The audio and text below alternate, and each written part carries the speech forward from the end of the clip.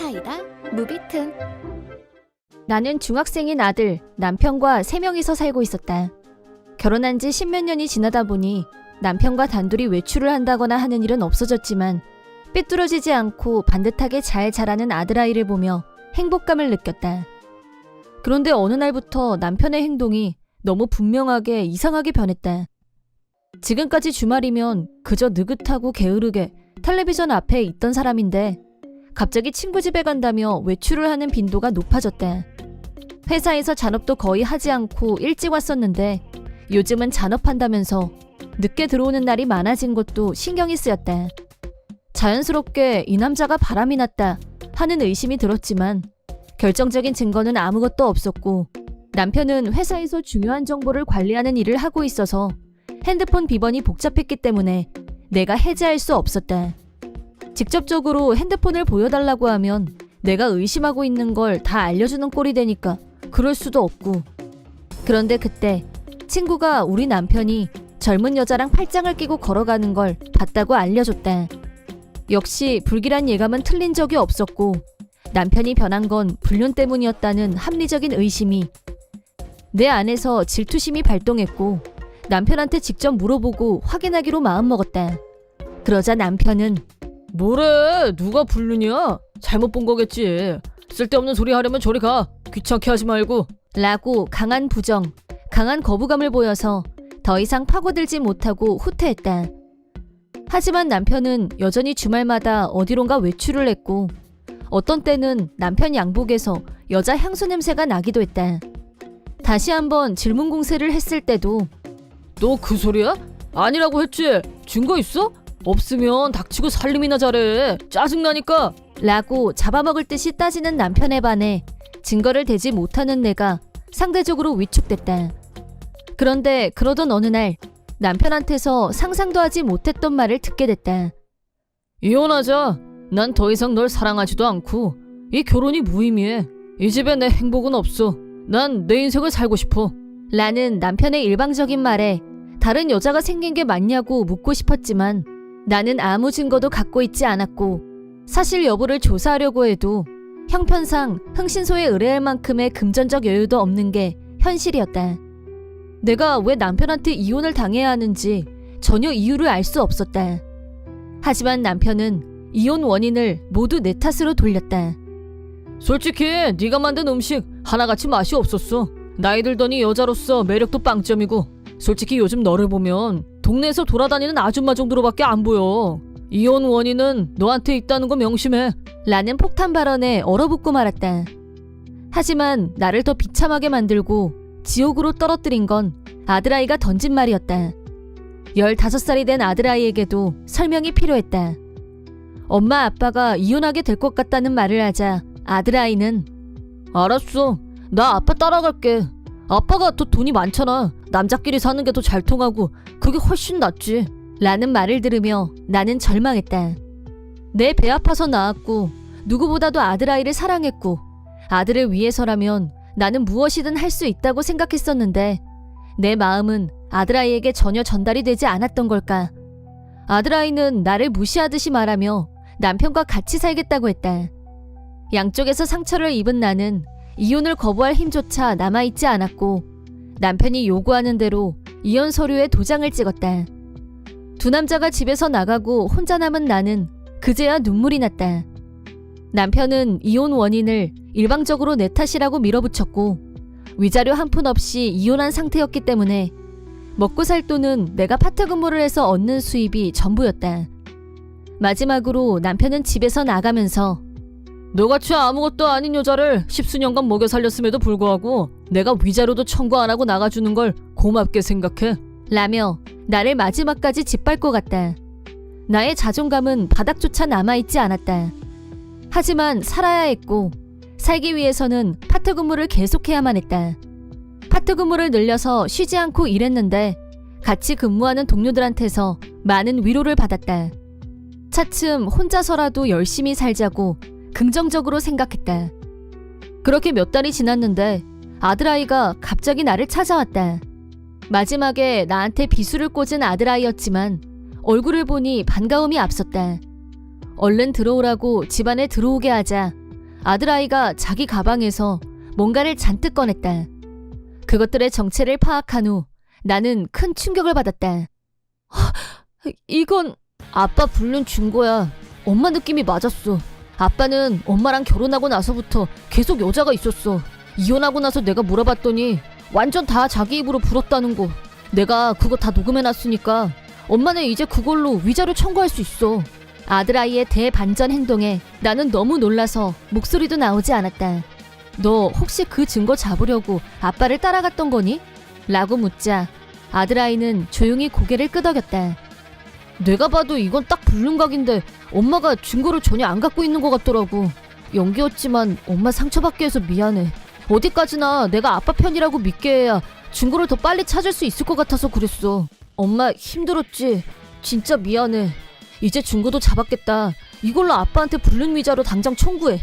그리고 나 사실은 엄마랑 살고 싶어. 아들아이의 든든한 모습에 나는 눈앞이 흐려졌고 아들아이 앞에서 펑펑 울고 말았다. 아들아이도 처음 이혼 얘기를 들었을 때는 나하고 같이 살겠다고 말하려고 했지만 불륜 증거도 없고 남편은 완전 부정하는 가운데 내가 위자료를 10원 한 장 받을 수 없는 상황이란 걸 알고 자기가 남편을 이용해서 증거를 반드시 잡아야겠다고 결심한 모양이었다. 아들아이는 기지를 발휘해서 남편을 안심시켰고 여자와 같이 있는 증거 사진을 수집했다. 완전히 방심한 남편의 허점을 파고들어서 이혼 전부터 이미 불륜 관계였다는 증언까지 녹지 않은 데 성공했다. 이제 겨우 15살인 아들아이가 그런 생각을 하고 행동으로 옮겼다는 게 믿어지지 않았고 진심으로 놀랐다. 하지만 나는 남편의 불륜 증거가 나왔다는 것보다는 아들아이가 나를 위해서 이렇게까지 했다는 게 고마웠고 다시 나한테 돌아왔다는 사실이 감격스럽고 너무 기뻐서 어쩔 줄을 몰랐다.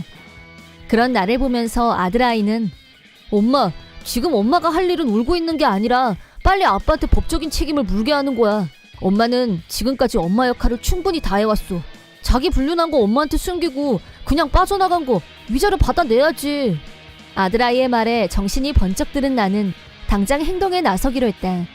아들아이의 정보에 의하면 남편의 불륜 상대는 같은 회사에서 일하는 젊은 여자였다. 남편 회사에 내용 증명을 보냈고 불륜녀에게도 똑같이 서류를 보냈다.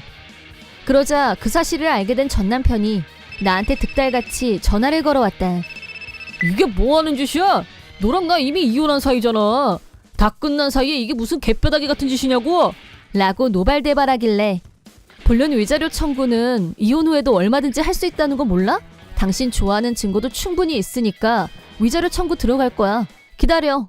내가 반격하자 남편은 네가 어떻게 그런 걸 라면서 급 당황하길래 아들아이 덕분이라고 하자 남편은 뒤통수를 세게 맞은 탓인지 전화기를 붙들고 숨도 제대로 못 쉬고 있는 게 고스란히 느껴졌다.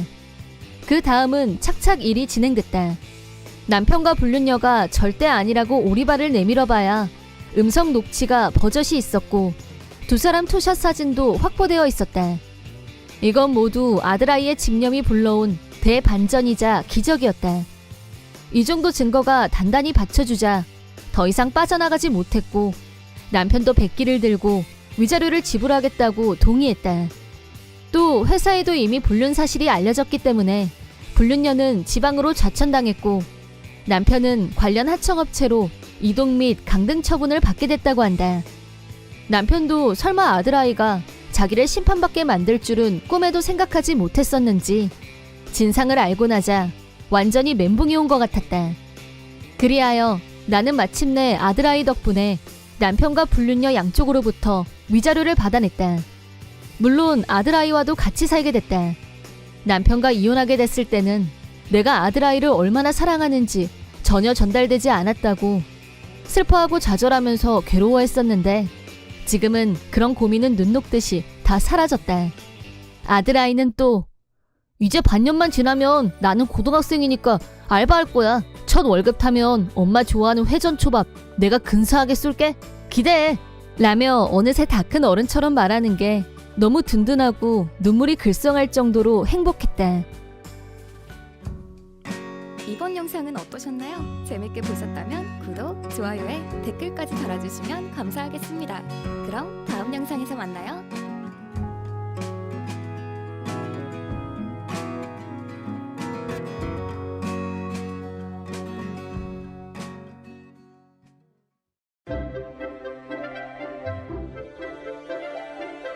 사이다 무비튼. 내 이름은 성실한, 건설회사에 다니는 나이는 23. 한부모 가정에서 자란 나는 한때 노는 애들과 어울렸던 탓에 학력은 중졸이다. 하지만 원래는 성실한 성격이었고 중학교 졸업 후 지금 다니는 회사에 취직했는데 회사에서도 좋은 평판을 받고 있다. 지금은 내 밑으로 후배도 많이 있다. 이 일은 내 적성에도 맞고 보람도 있기 때문에 성실하고 착실하게 잘 살아왔고 1년 전에는 여친도 생겼다. 내 여친 어장이는 나와 동갑인 23살이다. 아버지는 큰 은행의 높은 분이었고 금수저였는데 부모님과 같이 살고 있던 어장이는 직장은 다니지 않았고 항상 느긋해 보였다. 어장이와는 술 모임에서 알게 됐는데 천진난만하고 미워할 수 없는 성격에 끌려서 사귀게 됐다. 어장이와 사귀게 된 뒤로는 내 생활이 예전보다 훨씬 더 알차게 변한 기분이었다. 쉬는 날에는 어장이와 데이트를 했고 같이 밥도 먹고 즐거운 시간을 보내다 보니 어느새 결혼까지 생각하게 됐다. 사귄 지 1년 되는 기념일에 나는 반지를 준비해서 어장이에게 프로포즈했다. 그녀의 대답은 기꺼이 내 청혼을 받아줬다. 어장이와 결혼을 약속한 나는 부모님께 인사드리러 찾아갔다. 어장이 집은 내가 상상했던 그 이상으로 대저택이었고 안으로 들어가는 게 망설여질 정도로 대단했다. 긴장하며 집 안으로 들어가자 어장이 부모님은 현관까지 나와서 나를 맞아주셨다. 아버님은 첫인상부터 평범하지 않은 아우라가 느껴졌고 어머님은 후덕한 분위기에 얘기하는 걸 좋아하는 분이셨다. 어머님은 나한테 이름이 뭐예요? 대학교는 어디 나왔어? 직업은 뭐야? 쉴 새 없이 쏟아지는 질문에 나는 하나도 숨기지 않고 솔직하게 대답했다. 내가 중졸에 한부모 가정에서 자랐다고 하자 어장이 아버지의 태도가 돌변했다. 나를 노려보는가 싶더니 홀어머니의 중졸? 여긴 너 같은 애가 고개 들고 올 곳이 아니야! 라고 하더니 갑자기 내 멱살을 잡으려고 달려들었다. 무방비 상태에서 당한 나는 바닥에 패대기 쳐졌는데 손목이 삐끗하면서 강한 통증과 함께 바닥에 널브러졌다. 옆에서 보고 있던 장의 어머니는 어머 아유 젊은 애가 저게 뭐니? 장이야 너 저런 애랑 헤어져야겠지? 라고 했다. 그러자 어장이는 아빠가 살짝 치니까 바로 자빠지는 거 싫어임? 대박 혼란 깬다 라고 하더니 헤어지자고 했다. 어장의 아버지는 나를 집 밖으로 내던졌고 나는 마지막 힘을 모아 병원으로 갔다. 엑스레이 촬영 결과 손목에 심각한 골절상을 입은 게 확인됐고 바로 수술에 들어갔다. 회복될 때까지 일도 쉬어야 하고 순간적으로 기분이 바닥까지 가라앉았다. 병실 침대에 누워서 곰곰이 오늘 일을 되씹어보니 생각하면 할수록 어장이와 그 부모에 대한 분노가 솟아올랐다. 홀어머니의 중졸이란 이유로 대체 왜 이런 모욕과 폭력을 당해야 하는 건지 납득할 수 없었던 나는 어장의 아버지를 그냥 둘 수 없다고 생각했다. 그렇다고는 해도 병원으로 불러서 사과받는 것도 좀 아닌 것 같고 우선 퇴원할 때까지 냉정하게 생각해보기로 했다. 그러던 중에 잘 아는 변호사님이 문병을 오셨길래 자초지종을 말씀드리고 있는데 그때 어장이와 그 부모가 병실로 찾아왔다. 어장의 아버지는 내가 얘기하고 있던 사람이 변호사라는 건 당연히 몰랐고 병실로 들어오더니 너 골절상 입었다며? 잘 들어. 너 어디서 다쳤는지 절대 말하면 안 돼. 네가 쓸데없는 말을 한 순간 내가 너 그냥 두지 않을 거라는 뜻이야. 라고 협박했다. 옆에 있던 어장이까지 거들면서 떠들고 다니면 내가 SNS에 네가 한부모 가정에 중졸이라고 다 소문낼 거야 라고 했다.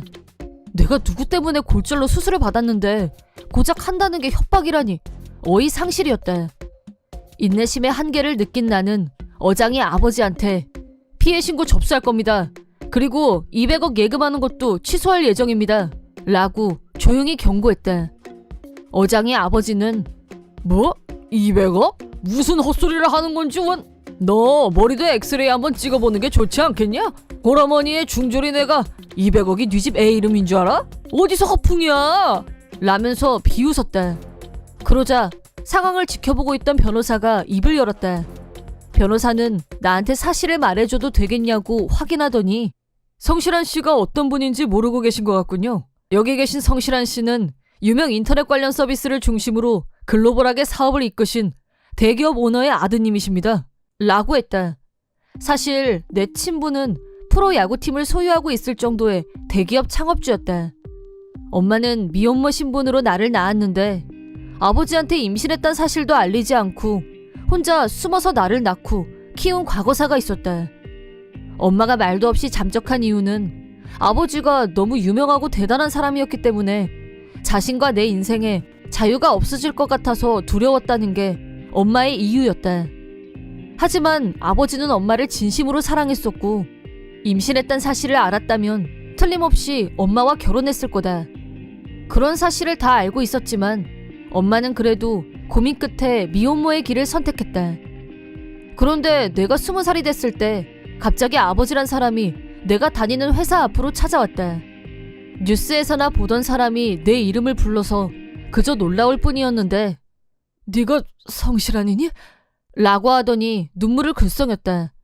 아버지는 그 무렵 말기 암으로 여명 선고를 받은 상태였고 뉴스에서 그 사실을 알게 된 엄마가 고민 끝에 20년 만에 연락을 한 거였다.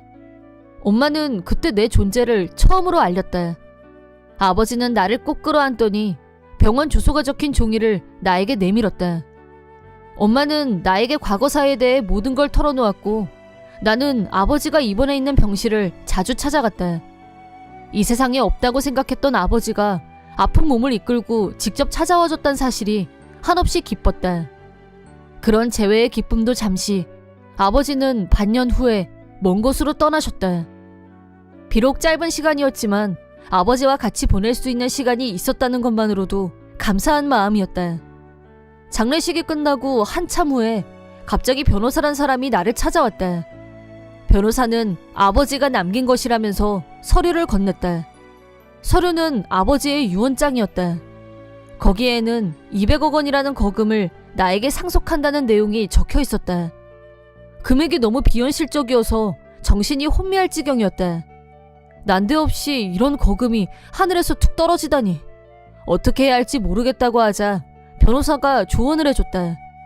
나는 이왕이면 어장의 아버지 은행에 예금을 해야겠다고 생각했었는데 이번 일을 계기로 그 계획을 철회하겠다는 뜻을 변호사에게 전달했다.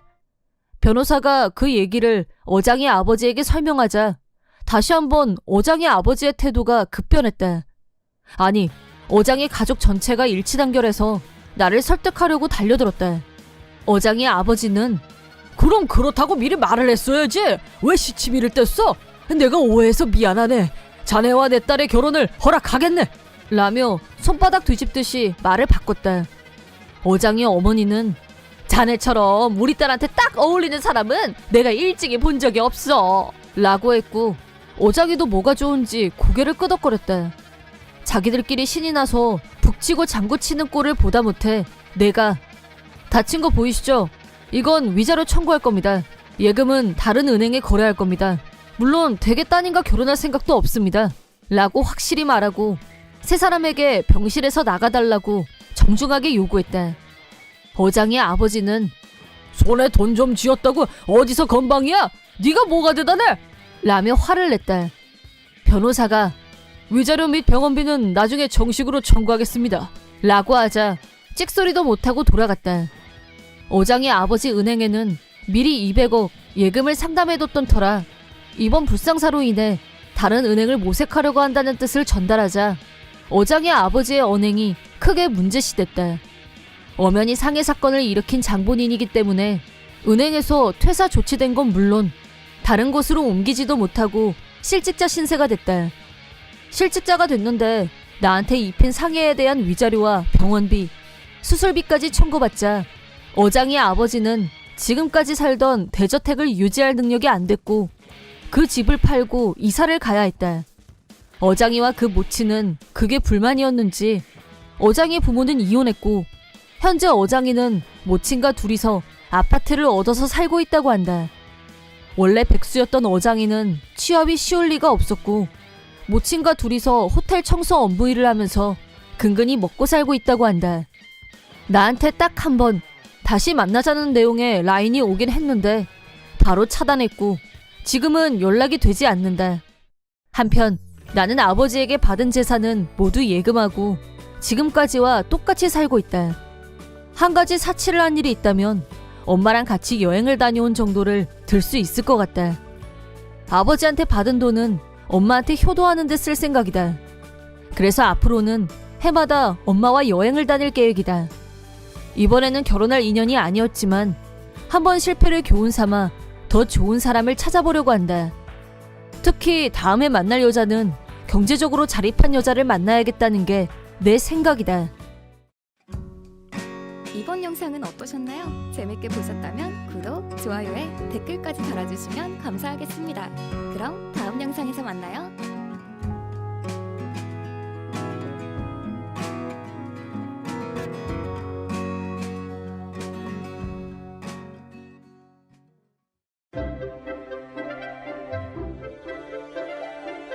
사이다 무비튼. 내 이름은 신용남. 23살이고 광고 대리점에 근무하는 평범한 회사원이다. 나는 고딩 때부터 사귀어온 여친이 있다. 여친 한진자와는 가족끼리도 왕래가 있을 정도로 깊은 사이이다. 우리는 서로의 집으로 오가며 양쪽 어머니 집밥을 자주 먹었다. 특히 나는 한진자 아버지와 사이가 좋았다. 나는 초등학교 때부터 축구를 했는데 그때 한진자 아버지가 우리 축구팀 코치셨다. 한진자보다 더 먼저 안 사이이고 나를 가르치셨던 분이라 나를 친아들처럼 대해주셔서 항상 감사했다. 보고 싶은 축구 시합이 있으면 한진자 집에 가서 코치님과 같이 술을 마시면서 TV로 시합을 보는 날이 많았고 여친 가족과도 그런 소소한 추억이 가득했다. 하지만 어느 날 갑자기 그런 관계가 끝나버리고 말았다. 그날도 나는 여느 때처럼 한진자 집에서 저녁을 맛있게 먹고 있었다. 평소와 다르게 힘이 없어 보였던 한진자는 갑자기 울음을 터뜨렸다. 깜놀해서 "너 왜 그래?" 라고 반사적으로 물었다. 그러자 한진자는 더 크게 울면서 "실은 나 다른 좋아하는 사람이 생겼어" 라고 했다. 나와 부모님은 순간 얼음이 됐고 한진자는 계속해서 "그 사람 대기업 사원이야. 그만 헤어지자" 라고 했다. 갑툭튀 결별 선언에 뭐가 뭔지 정신을 차릴 수 없었는데 코치님이 "대체 어떤 놈인데 그래? 용남이보다 더 좋은 남자가 어디 있다고? 다시 생각해. 기회는 지금뿐이야" 라고 설득했다. 그러자 한진자는 "그 사람 대기업 전자회사에 다니는 엘리트라니까" 라고 하더니 그 남자를 어떻게 만나서 사귀게 됐는지 설명했다. 그 남자와는 술자리에서 우연히 알게 됐는데 남자 쪽에서 먼저 대시해왔고 그러다 보니 그쪽으로 마음이 끌리게 됐다고 했다. 더구나 조건적으로 대기업에 다니는 남자가 나보다 장래성이 있다고 판단한 것 같았고 결국 환승연애를 결심한 모양이었다. 한진자는 결심을 굳힌 상태였고 부모님이 아무리 만류해도 전혀 들으려고 하지 않았다.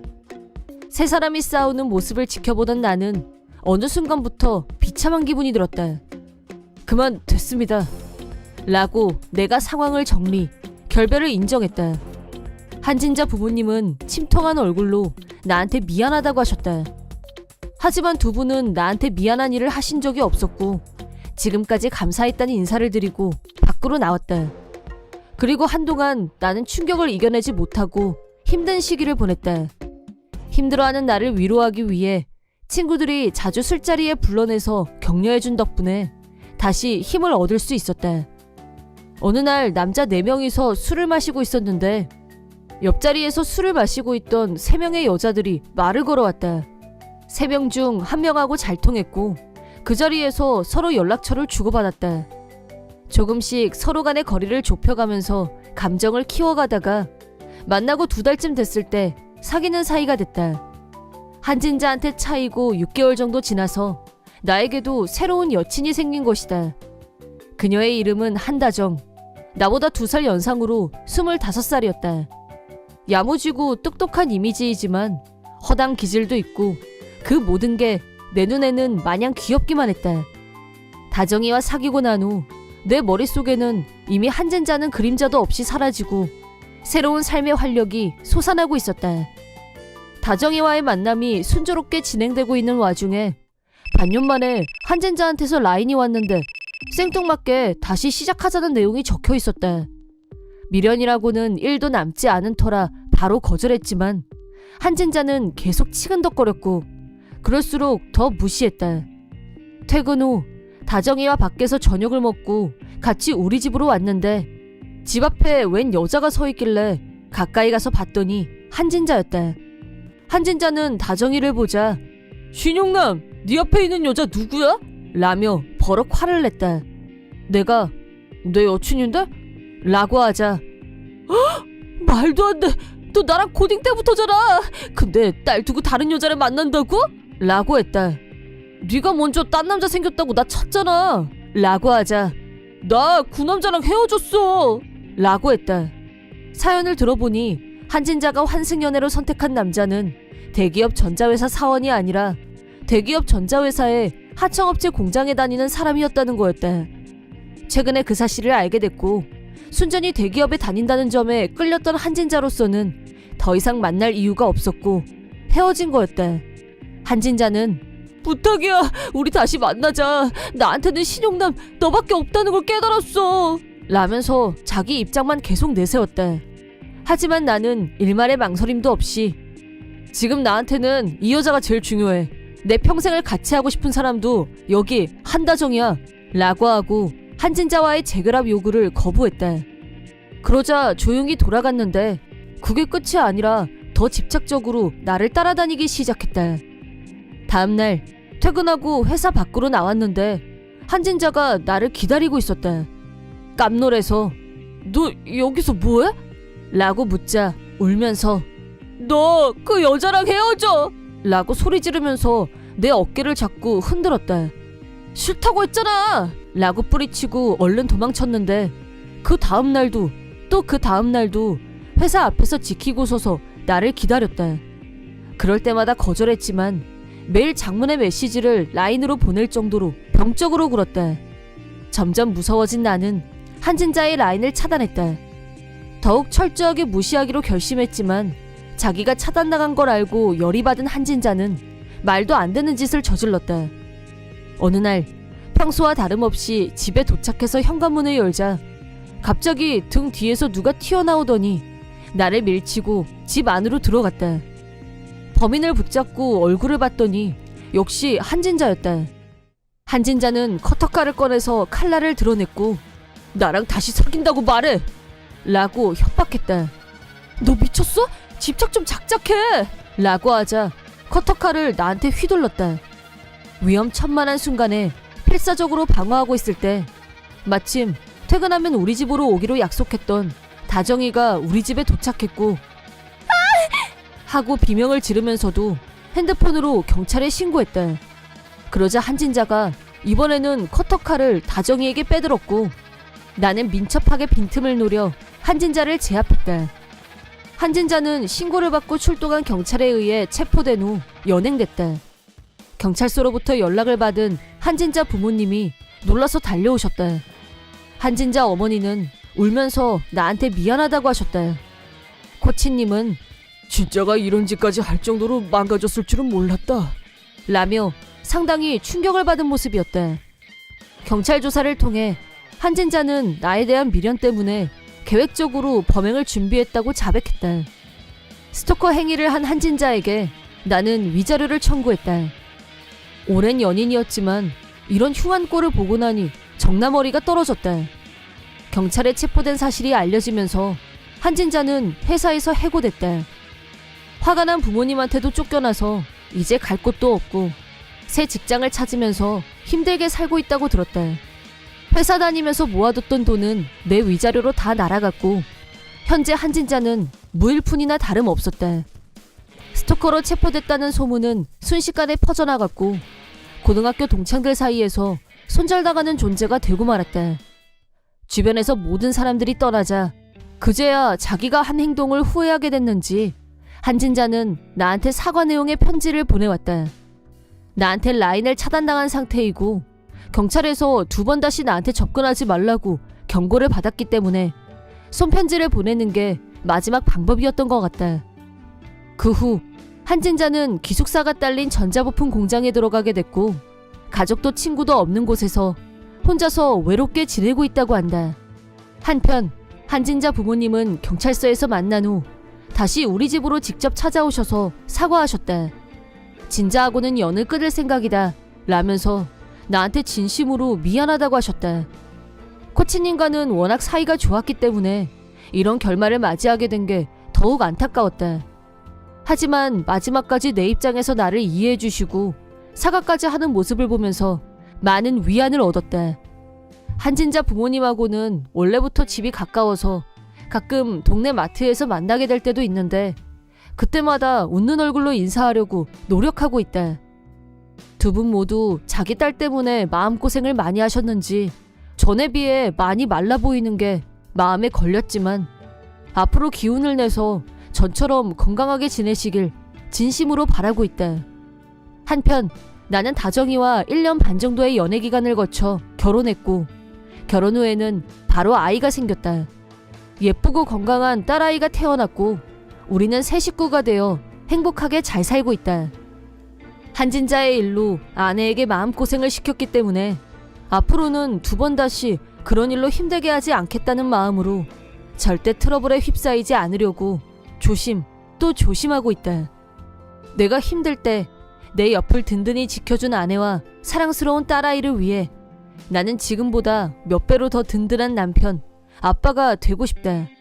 사랑하는 가족이 있다는 것에 감사하면서 더욱 열심히 일하는 건 물론 가족과의 시간도 소중히 하는 사람이 되리라 다짐해본다. 이번 영상은 어떠셨나요? 재밌게 보셨다면 구독, 좋아요에 댓글까지 달아주시면 감사하겠습니다. 그럼 다음 영상에서 만나요.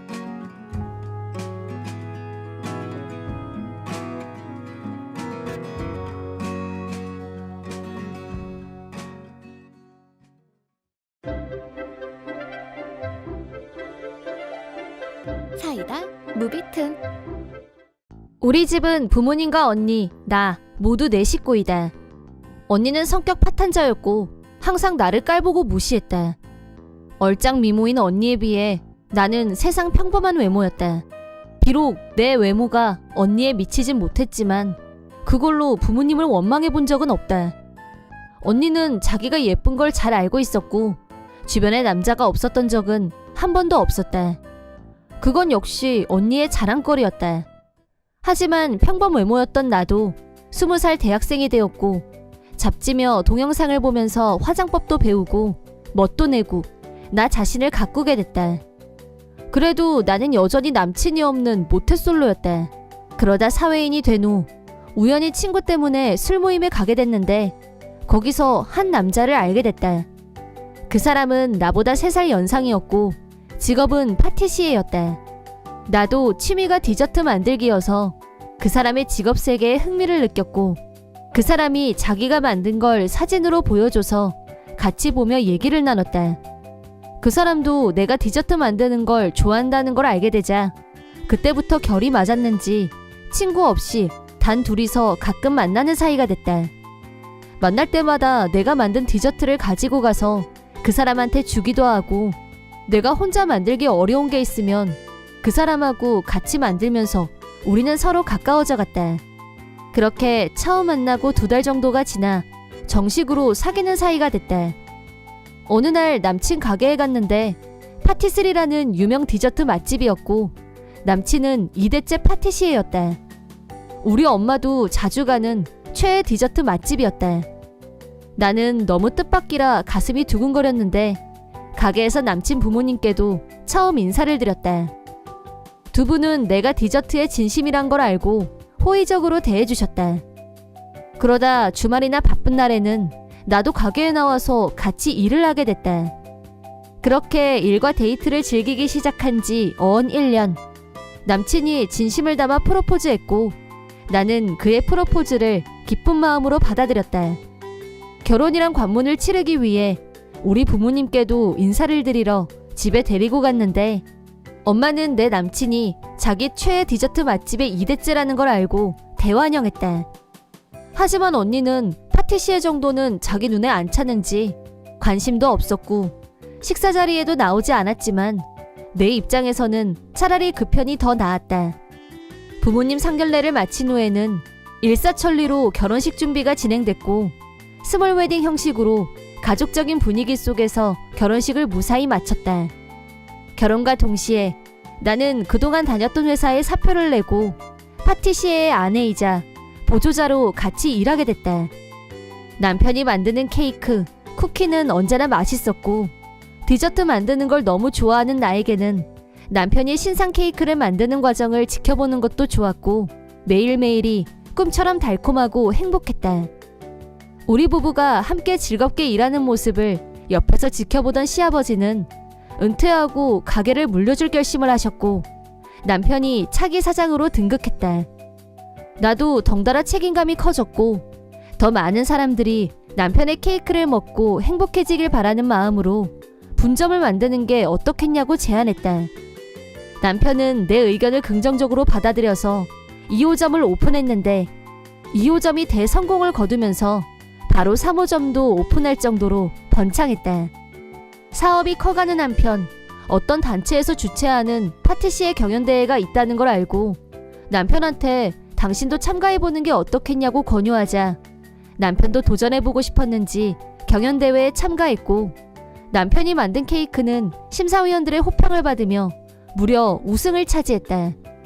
그 대회의 심사위원이었던 어떤 해외 심사위원이 세계로 나아가서 해외에도 가게를 오픈하는 게 어떻겠냐 라고 제안했고 시아버지께 상의드리자 인생은 한 번뿐이니 기회가 있다면 얼마든지 도전해보라고 응원해주셨다. 그 덕분에 우리는 도전하기로 결심했다. 다행히 국내에서 오픈한 가게는 모든 면에서 안정적이었기 때문에 대표자가 바뀐다고 해도 큰 걱정이 없었고 시부모님도 계셨기 때문에 더욱 안심이 됐다. 남편과 나는 함께 생애 첫 해외 진출에 도전장을 던졌다. 먼저 남편이 해외에 나가서 가게 위치며 우리가 살 집 등의 준비를 시작했다. 나는 해외로 이주하고 나면 친정 부모님과 한동안 보기는 힘들 것 같아서 남은 기간 동안 친정에서 며칠이라도 같이 지낼 생각으로 갔는데 하필 그 타이밍에 결혼한 지 얼마 되지 않은 언니가 이혼당하고 친정에 와 있었다. 언니의 이기적이고 유치한 성격을 감당하지 못한 형부가 마침내 백기를 든 모양이었다. 친정에서 언니와 동거하는 건 전혀 계획에 없던 일이었지만 그렇다고 호텔로 가는 것도 좀 아닌 것 같아서 며칠만 참고 언니랑 잘 지내보려고 했는데 역시나 언니는 계속해서 문제를 일으켰다. 우선 손버릇이 안 좋았다. 내 지갑에서 말도 없이 멋대로 돈을 꺼내가는 것 때문에 완전 열이 받았지만 앞으로 자주 뵙기 힘든 부모님을 생각해서 되도록 집에서 얼굴 붉히는 일을 만들지 않으려고 꾹꾹 참았다. 하지만 언니는 내 명품 가방을 말도 없이 들고 나갔고 자기 가방인 양 잔뜩 폼 잡고 사진을 찍어서 자기 인스타에 올렸다. 내 옷도 마음대로 꺼내 입었고 값이 나갈 만한 건 당근에 팔아서 돈까지 챙겼다. 사람의 인내심에는 한계가 있는 법이고 내가 화를 내자 야, 너같이 생긴 애가 명품 가방 들고 명품 옷 입어봐야 남이 보기엔 다 짝퉁이야. 명품을 들고 다니려면 나 정도 외모는 돼야지. 그래야 남들도 가치를 인정해. 라면서 전혀 잘못했다는 인식이 없었다. 부모님과 소중한 시간을 보내기 위해서 되도록 참으려고 했지만 언니의 폭주를 그냥 당하고만 있으면 스트레스 때문에 무슨 일이 날 것 같았고 남편이 준비를 마치기 전까지 차라리 호텔로 가야겠다는 생각을 하고 있었는데 언니가 갑자기 집에서 안 보였다. 내가 아침에 일어났을 때부터 안 보였고 자기 방에도 없길래 엄마한테 물어봤더니 내 명품 가방, 내 옷들을 잔뜩 싸들고 나가면서 며칠 여행을 다녀온다면서 나갔다고 했다. 내 지갑에서 돈을 훔친 걸 보면 수중에 돈도 없는 것 같은데 무슨 돈으로 여행을 간 걸까? 느낌이 싸했고 일단 언니한테 전화를 걸었다. 언니는 아주 명랑한 목소리로 전화를 받았다. 나는 당장 내 물건들을 돌려달라고 따졌다. 돈도 없으면서 여행은 어떻게 간 거냐고 물었더니 언니는 아까보다 더 신난 목소리로 나 지금 돈 많아. 네 지갑에서 신용카드 몽땅 다 꺼내왔거든. 라며 깔깔거렸다. 나는 즉시 지갑을 확인. 언니 말대로 지갑 안에 있던 신용카드가 몽땅 사라지고 없었다. 하지만 나는 언니한테 그 카드로 어떻게 결제할 생각이냐고 되물었다. 그러자 언니가 카드야 그냥 긁으면 되는 거 아니냐 라고 했고, 나는 써보면 알겠지만 그 카드들은 사용할 수 없을 거라고 알려줬다. 그러자 언니는 전화기에 대고 그게 무슨 뜻이냐며 온갖 성질을 다 부렸다. 성질만 내지 말고 카드를 잘 보면 알겠지만 그 카드들은 모두 유효기간이 지난달 말로 다 끝난 것들이고, 새 카드는 다른 카드 케이스에 넣어서 따로 보관하고 있다고 알려줬다. 내가 유효기간이 지난 신용카드를 버리지 않고 지갑 속에 넣어뒀던 이유는 그냥 버리면 위험하니까 가위로 잘라서 처분하려고 했는데 깜빡하고 아직 갖고 있었던 것뿐이었다. 그런 줄도 모르고 언니는 신난다고 내 카드를 훔쳐서 여행을 간 거였다. 내 말을 들은 언니는 카드 유효기간 확인에 들어갔고 갑자기 전화기에 대고 괴성을 질러댔다. 너 일부러 그랬지? 감히 나를 속여? 라고 적반하장으로 나오길래 절도범 입에서 나올 소리는 아니라고 반박했다. 당장 현금을 송금하라고 억지를 부렸지만 그럴 마음도 없고 그럴 이유도 없었다. 언니가 저지른 짓에 대해 부모님께 사실대로 말씀드리자 두 분도 노발대발하면서 언니한테 분노가 대폭발했고 어디 있는지 당장 대라고 호통쳤다. 나는 언니를 도와줄 생각은 1도 없었다. 하지만 부모님이 데리러 가지 않으면 언니는 호텔비 낼 돈도 없었고 경찰에 잡혀갈 처지가 되다 보니 자기가 있는 곳을 이실직고한 모양이었다. 부모님은 언니를 데리러 가서 숙박비를 대신 내주고 오긴 왔는데 하룻밤에 800만 원이나 하는 고급 호텔 스위트룸에 묵은 걸 알고 두 분은 뒷목을 잡고 거의 쓰러질 뻔했다고 한다. 그리하여 언니는 친정으로 편히 돌아오지 못했고 그 길로 시골에서 농장을 하시는 삼촌 집에 떨궈 놓게 됐다. 거기는 하루에 버스가 몇 번밖에 다니지 않는 완벽한 벽촌이었고 그런 한적한 곳에서 삼촌은 드넓은 밭을 갈구며 농사를 짓고 계셨다. 부모님이 전화를 걸자 일손은 늘 부족해서 일할 사람이 온다면 언제든 환영이라며 흔쾌히 승낙하셨다고 한다. 언니는 내가 왜 거길 가냐고 반항했지만 부모님이 그럼 호텔비 당장 토해내 라고 반박하자 찍소리도 못하고 조용해졌다고 한다. 그래서 삼촌 집에 언니를 내려놓고 두 분만 올라오셨다. 한편 언니가 일해서 번 돈은 전액 부모님 통장에 입금하기로 되어 있었고 삼촌은 원래부터 엄하고 무서운 사람으로 유명했기 때문에 언니의 이기적이고 유치한 행동이 통할 구석이라고는 아예 없었다. 언니가 시골에 내려간 덕분에 나는 부모님과 여유 있는 시간을 가질 수 있게 됐다. 남편이 있는 해외로 떠난 후 삼촌딸이 재미있는 사진이 있다면서 라인을 보내왔다. 입만 열면 나 같은 미인이 어쩌고 하던 언니 미모가 아침부터 저녁까지 밭에 있다 보니 머리는 푸석푸석, 얼굴은 시커멓게 변해서 도저히 같은 사람 같진 않았다. 언니는 나이값도 못하고 매일 집에 보내달라고 울고불고 난리라는데 아직 빚을 다 갚은 게 아니라서 그걸 다 갚고 농장에서 졸업을 하려면 언니에겐 지옥 같은 시간이 당분간 계속될 예정이다. 이번 영상은 어떠셨나요? 재밌게 보셨다면 구독, 좋아요에 댓글까지 달아주시면 감사하겠습니다. 그럼 다음 영상에서 만나요.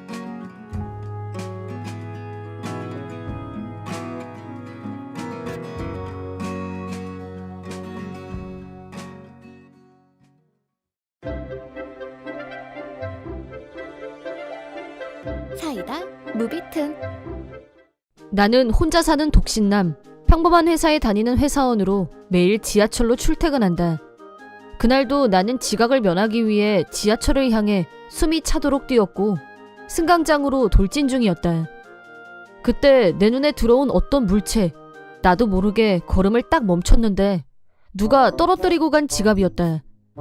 지갑을 주워들고 내용물을 살펴보니 원래 돈이 없었는지 아님 누가 알맹이는 다 빼가고 껍질만 남긴 건지 지갑은 속이 텅 비어 있었다. 나는 왜 하필 이 바쁜 시간에 빈 지갑을 발견한 걸까? 귀찮은 일에 발을 들여놓은 느낌적인 느낌. 비록 속은 텅 비어 있었지만 그걸 다시 바닥에 버릴 수는 없었다. 주운 자는 주운 책임을 완성해야 하는 법. 영무원에게 전달하려고 했는데 분신물을 발견하긴 했지만 내용물이 없는 난감한 상황. 내가 발견했을 때부터 이랬다고 하면 과연 믿어줄지. 내 결백을 증명해야 되나? 괜히 찜찜했다. 출근 시간은 다가오고 나는 지금 지하철을 꼭 타야 하고 신속하게 판단을 내려야 했다. 빈 지갑을 들고 우왕좌왕하는 사이 어떤 여자가 나를 빤히 쳐다보다가 손가락으로 가리키며 그거 누구 지갑이냐고 묻더니 자기 거라고 했다. 모르는 여자가 갑자기 달려오는 바람에 아무 잘못도 안 했는데 나쁜 짓 하다가 들킨 것 같았고 경찰 신문에 걸린 것처럼 급 당황하고 말았다. 그냥 쌩까고 얼른 지하철을 타고 피하고 싶었지만 내가 움직이기 전에 그 여자가 먼저 내 팔을 잡아당겼고 왜 이러시는 거냐고 반항하자 그건 그쪽이 더 잘 알지 않아요? 영무원한테 말해서 경찰 불러야죠. 여자한테 완전히 오해받은 나는 필사적으로 그런 거 아니에요 라고 외치고 또 외쳤지만 코끼리는 생각하지 마. 내가 아니라고 할수록 상대에게는 내가 범인이라는 확신을 주고 있는 격이 됐다.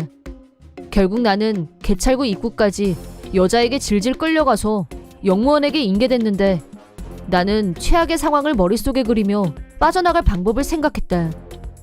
여자는 나를 완전히 범인 취급하고 있었기 때문에 가장 사람이 많은 시간대에 이목을 끌기 충분했고 모두들 나를 보며 속닥거렸다. 영무원한테 나를 야무지게 끌고 온 여자는 임무 수행을 완성하듯 영무원 앞으로 다시 나를 떠밀었다. 이 남자가 제 지갑 훔쳤어요. 빨리 경찰 불러주세요. 라고 흥분했고 나는 멘붕이 온 상황에서도 아니에요. 지하철 타려고 승강장으로 뛰어가다가 우연히 떨어진 지갑을 발견한 거예요. 안을 들여다봤더니 아무것도 없어서 어떻게 해야 되나 고민하고 있는데 갑자기 이 여자분이 저한테 말을 걸어온 게 다입니다. 그 와중에도 나름 최선을 다해 억울함을 호소했지만 거짓말하지 마. 그딴 말이 지금 통할 것 같아? 도둑이 자기가 훔쳤다고 하는 거 봤어요? 됐고 빨리 경찰 불러주세요. 내가 당신한테 꼭 위자료 받아낼 거야. 갈수록 세게 나오는 여자. 나는 왈칵 겁이 났고 세상이 끝난 것 같은 생각마저 들었다. 나는 그저 떨어져 있는 지갑을 주웠을 뿐인데 엉겁결에 절도범으로 몰렸고 졸지에 위자료까지 덤터기를 쓰게 될 상황이었다. 상황은 점점 나쁜 쪽으로 치달았고 어떻게 해야 할지 아무 생각도 나지 않았다. 나는 무기력하게 거짓말이 아니다. 내 말을 믿어달라. 아무 효력도 없는 말을 영무원에게 되풀이했다. 하지만 나는 전력을 다해 사실을 말했고 단순하게 그거 외에 달리 내가 할 수 있는 일은 없었다. 그러자 영무원은 일단 안으로 들어가서 얘기를 들어보겠다고 했다. 그 말에 따라 우리는 영무실로 들어갔다. 영무원은 여자에게 처음부터 상황을 설명해달라고 했고 여자는 아직 흥분이 가라앉지 않은 상태에서 몸동작을 섞어가며 상황을 설명했다. 나는 그 사이에도 어떻게 말을 해야 내가 결백하다는 걸 믿어줄까 머리에 쥐가 나도록 생각을 짜내고 있었다. 그래서 여자가 지금 하는 말이 거의 들리지 않았다. 여자는 지하철에서 내렸을 때 지갑이 없는 걸 알았다면서 어쩌고 저쩌고 흥분한 상태로 목소리를 높여서 말을 쏟아냈다. 영무원은 여자가 하는 말을 받아 적어가면서 열심히 들어주고 있었다. 무고한 성추행 사건들도 그렇고 이런 상황에서는 약한 여자 이미지가 유리하게 작용한다는 생각이 들었다. 나는 승강장으로 향하는 도중에 우연히 지갑을 발견했고 소유자를 확인하기 위해 안을 열어봤더니 텅 비어 있었다. 그러니까 나는 소매치기가 다 빼가고 버린 지갑을 주운 거였다. 그런데 그때 마침 지갑 주인이란 사람이 나타났고 오해받고 여기에 와있다 라고 있는 사실 그대로 설명했다. 하지만 나는 이미 얼굴에 핏기도 없고 잔뜩 쫄아 있었다. 영무원은 나한테 승차권을 보여달라고 했다. 나는 승차권이 아니라 교통카드를 찍고 지하철을 탔다고 했더니 그러시냐면서 그건 참 잘한 일이라면서 나를 보며 가볍게 웃는 것 같았다. 그때는 그게 무슨 의미인지 전혀 이해를 못했었다. 그러더니 영무원은 잠깐 기다리라면서 내 교통카드를 들고 나갔고 잠시 후에 다시 돌아왔다. 나를 완전히 절도범 취급하는 여자와 한 공간에 계속 같이 있는 건 최악의 기분이었다. 교통카드 이력을 확인했더니 남자분 말씀대로 남자분이 여관으로 들어온 건 불과 몇 분 전이 맞는 것 같습니다. 그러니까 지하철에 탑승 중이었던 여자분의 지갑을 훔치는 건 정황상 불가능합니다. 라고 명확하게 상황을 분석해줬다. 응? 라고 나보다 여자가 먼저 격한 반응을 보였다. 물론 나도 영무원의 논리적인 분석 덕에 죽다 살아난 안도감과 대반전에 얼떨떨해서 눈이 휘둥그레졌다. 그리고 영무원은 여자에게 물론 남의 지갑을 주워서 안에 있는 돈만 꺼내고 그냥 내빼는 사람도 있지만 이분처럼 주운 지갑을 주인에게 돌려주려고 하는 사람도 있다는 걸 잊지 마셨으면 합니다. 라고 말씀하자 여자는 나를 보더니 고개를 숙이면서 죄송하다고 사과했다. 죄송합니다. 실은 아빠 생일이라 선물 사려고 저금해뒀던 돈을 좀 전에 찾아서 30만 원이나 되는데 그래서 더 용서가 안 됐던 것 같아요. 그쪽이 하는 말이 전혀 안 들렸어요. 물론 다짜고짜 나를 절도범으로 취급했던 불쾌감은 쉽게 용서가 되지 않았지만 여자의 사정을 들어보니 내 기분도 조금 풀리는 것 같았다. 나는 무고한 혐의를 벗었지만 결과적으로 여자의 돈은 찾을 수 있는 방법이 거의 없다고 보는 게 기정사실이기도 하고 아까 분위기로는 내가 난 억울하다고 더 난리를 쳤어도 아마 씨도 먹히지 않았을 거다. 아까 몰려들었던 사람 중에는 나를 범인으로 생각한 사람도 있을 거고 거의 그런 취급도 받았고 하지만 상대가 여자라서 그런지 나도 아까와는 전혀 딴판으로 정중하게 몇 번이나 사과하는 여자한테 더 이상 무슨 말을 하기도 뭐한 기분이 되어 있었다. 영무원실에서 나오자 여자는 나중에 정식으로 사과하고 싶다며 연락처를 알려달라고 했다. 나는 핸드폰 번호가 적혀있는 명함을 건네주고 그 자리를 떴다. 어쨌든 떨어진 지갑을 주인에게 돌려주려고 했던 보편적 친절함이 역으로 나를 사지로 몰고 갈 뻔했고 그런 경험은 난생 처음이었지만 씁쓸했다. 명함을 주긴 했지만 진짜 다시 연락할 사람은 없을 거라고 생각하고 기대도 안 했었는데 며칠 후에 진짜 연락이 와서 깜짝 놀랐다. 여자는 나와 2정거장 정도 떨어진 곳에 살고 있었고 우리 집 역 근처에서 만났다. 약속 장소에 나가자 여자가 먼저 나와 있었고 나를 보더니 멀리서부터 나를 향해 몇 번이나 고개를 숙였다. 지난번엔 제가 너무 큰 실수를 해서 정말 죄송했습니다. 그렇게 말하며 여자가 돈이 든 봉투를 내밀어서 진심 놀랐다. 여자는 지갑을 털린 피해자이기도 한데 얼마인진 모르겠지만 나한테 위자료를 주고 나면 이 여자는 돈이 더 없어지는 게 아닌가 싶어서 왠지 걱정이 됐다. 하지만 여자는 그날 있었던 일을 집에 가서 아버지께 말씀드렸더니 하마터면 죄 없는 사람을 절도범으로 경찰에 넘길 뻔했다며 굉장히 화를 내셨고 위자료의 반 정도는 아버지한테 받은 돈이라고 했다. 상황으로 본다면 나 역시 피해자인 건 분명했다. 여자가 흥분해서 떠드는 바람에 불특정 다수의 사람들이 나를 지갑 도둑으로 오해했고 여전히 그렇게 기억하는 사람도 분명히 있을 거다. 그 사람들한테 내가 절도범이 아니라고 해명을 할 수 있는 상황도 아니고 말이다. 그렇다곤 하지만 이 돈을 받는 것도 썩 내키지 않았다. 아닙니다. 위자료는 됐습니다. 라고 위자료를 거절했다. 하지만 여자도 그러면 자기가 곤란하다고 하길래 만약 내가 지난번 일로 혹시 2차 피해를 입게 된다면 그때 나서서 내가 무고한 피해자라는 걸 밝혀준다면 그걸로 보상은 충분하다고 하고 타협을 받다. 여자에게 물어보니 여자의 지갑에서 돈을 훔친 범인은 끝내 잡지 못했다고 한다. 그 역은 사람들이 붐비는 곳이고 CCTV가 설치되어 있다고 해도 범인을 특정지을 증거를 반드시 찾을 수 있는 건 아니니까. 어쨌든 나는 누명도 벗었고 여자와 생겼던 앙금도 다 풀렸기 때문에 결과적으로는 다 해결됐으니 속이 후련했다. 이번 영상은 어떠셨나요? 재밌게 보셨다면 구독, 좋아요에 댓글까지 달아주시면 감사하겠습니다. 그럼 다음 영상에서 만나요.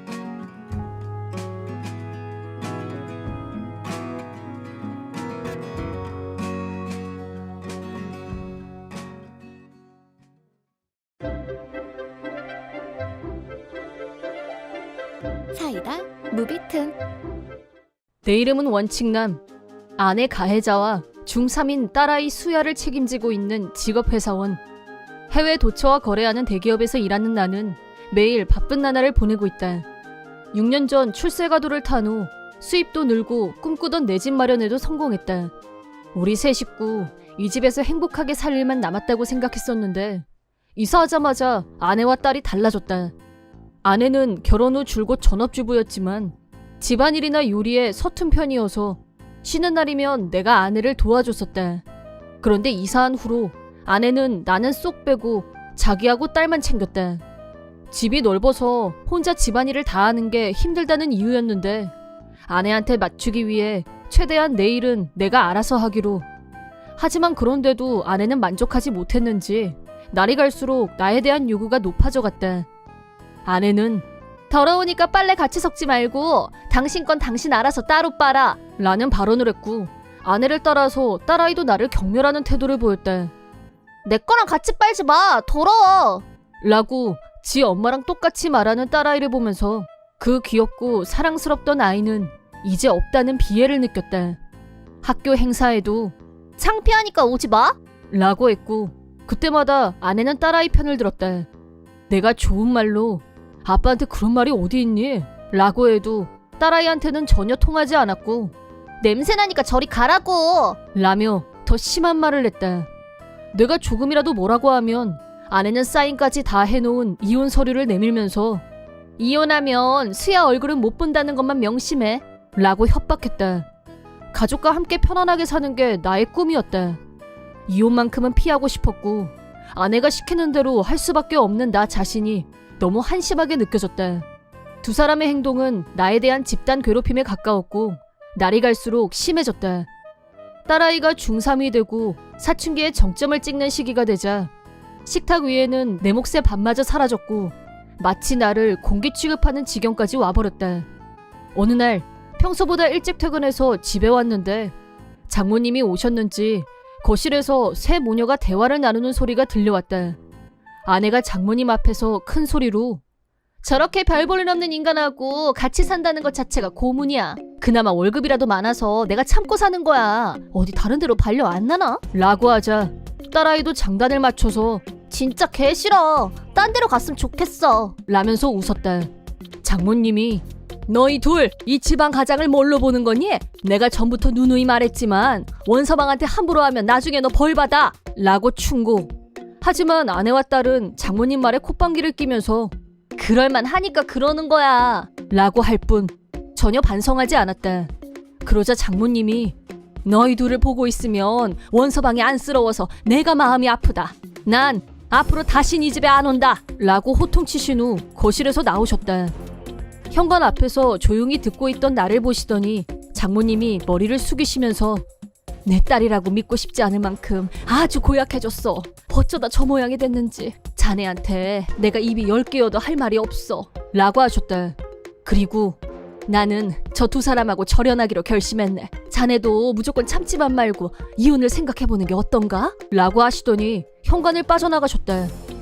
이혼이란 말을 듣는 순간 어쩐지 어깨가 조금 가벼워지는 느낌이 들었다. 그렇지만 곧장 이혼 수속을 밟지는 않았고 현상 유지를 하며 살고 있었는데 딸아이의 중학교 졸업식이 다가왔다. 그러던 어느 날 딸아이가 갑자기 지금 당장 300만 원만 줘 라며 돈을 요구했다. 300만 원? 그 돈이 왜 필요한데? 라고 묻자 됐으니까 돈이나 줘 라고 했다. 무슨 이유인지도 말 안 하는데 어떻게 그런 거액을 너한테 줄 수 있겠냐고 하자 나 졸업 기념으로 엄마랑 해외여행 갈 거란 말이야 라면서 잔뜩 볼멘 소리로 말했다. 둘이서 해외여행을 간다고? 라고 묻자 딸아이가 그럴 거야. 아빠는 혼자서 집 잘 보고 있어? 졸업식에도 절대 오지 말고 창피하니까 라며 당연하다는 듯이 말했다. 나더러 졸업식도 여행도 오지 말라고 하는 평상시 한자리에서 밥도 같이 안 먹는 모녀를 위해 거액의 여행비를 내놓으라는 저 발상 당연히 불쾌했다. 무엇보다 중요한 졸업식에도 오지 말라는 딸 자식한테 그래 축하한다 라면서 거액의 선물을 할 사람이 있을까? 깊게 고민할 것도 없이 바로 거절했다. 딸아이는 내가 여행 가겠다는데 돈을 안 주겠다고? 미친 거 아니야? 라고 발광하면서 난리를 쳤지만 철저하게 외면했다. 딸아이와 서로 완전 무시하고 지낸 지 일주일 정도가 지났을 무렵 월급날이 돼서 내가 따로 저축하는 통장에 입금하면서 통장 정리를 했는데 잔액이 전보다 줄어든 것 같았다. 자세히 보니 3일 전에 누가 300만 원을 인출한 걸 발견했다. 깜짝 놀란 나는 집에 가서 아내한테 이 문제에 대해 따졌다. 그러자 아내는 그 돈 비행기표 사는 데 썼어 라고 태연하게 말했다. 이건 내가 내 용돈 저축하는 통장이야. 왜 함부로 남의 통장에 손을 대? 300만 원씩이나 말도 없이. 내가 날선 목소리로 화를 내자 아내도 발끈하더니 딸이 졸업하는데 그 정도 돈도 아깝다는 거야? 당신한테는 여행 선물이고 뭐고 국물도 없어. 당신은 지금까지 해온 것처럼 국으로 시키는 거나 똑바로 해 라고 아내가 폭언을 하자 그걸 듣고 있던 딸아이가 웃으면서 여행 가면 용돈이 필요하니까 일단 100만 원 내놔 라고 했다. 그 순간 긴 세월 참아왔던 인내심에 한계가 왔다는 걸 느꼈다. 나는 말없이 자리를 피한 후 회사에 연락했다. 그리고 예전에 거절했던 해외 근무를 수용하겠다는 의사를 밝힌 후 전화를 끊었다. 그 다음은 조용히 이혼 준비를 시작했는데 아내도 딸아이도 전혀 눈치채지 못하는 것 같았다. 그리고 딸아이의 졸업식 날이 됐다. 아내와 딸아이는 아침부터 들뜬 기분으로 준비에 한창이었다. 아빠는 절대 학교에 오지 마. 쪽팔리니까 라고 모진 말을 하더니 졸업식에 갔다. 나는 미리 준비해뒀던 짐을 서둘러 차에 싣고 집에서 나와 호텔로 향했다. 오후가 되자 집에 도착한 아내한테서 몇 번이나 전화가 걸려왔다. 하지만 이미 전화를 받지 않기로 결심한 후였고 사전에 변호사에게 의뢰해서 아내와의 문제는 변호사에게 일임했다. 그러자 아내가 꼭 만나서 직접 대화하고 싶어 한다는 전갈이 왔고 어쩔 수 없이 약속을 잡았다. 호텔 로비에서 기다리고 있자 변호사의 안내를 받으며 아내가 들어왔다. 아내는 내 얼굴을 보자마자 벌써 이혼이 성립됐다는 게 말이 돼? 아니지? 난 절대 이혼 못해! 라고 했다. 하지만 이미 정식으로 이혼이 성립된 후였기 때문에 버틴다고 해서 달라질 건 없었다. 현타가 왔는지 아내는 그 자리에서 무너지면서 바닥에 털썩 주저앉았다. 말도 안 돼! 라고 하길래 하고 싶댔잖아. 수원대로 됐는데 뭘. 라고 일축. 그러자 당신 말도 없이 집은 왜 팔았어? 부동산에서 오더니 갑자기 나가래. 당신 때문에 우리 지금 갈 곳도 없는 거 알아? 친척이라도 갈까 했더니 이혼했다는데도 엄마가 나랑은 손절이래. 라고 절망적인 얼굴로 말했다. 나 해외 근무 발령받아서 곧 있으면 출국할 거야. 그래서 집도 판 거고 내 돈 내산 내 명의의 집 내가 판 건데 문제 있어? 라고 하자 아내는 뭐? 해외 발령? 그거 실화니? 그럼 당신 없으면 우린 어떻게 살라고? 라고 하길래 이제 남남이니 내 알 바 아니라고 선을 그었다. 아내는 양육비라도 내놓으라고 난리쳤지만 이혼을 들먹였던 건 애초에 너였고 양육비를 요구한다면 지금까지 당했던 언어폭력에 대해 위자료를 청구하겠다고 하자 그만하자 인간 쓰레기 라고 하더니 그냥 나가버렸다.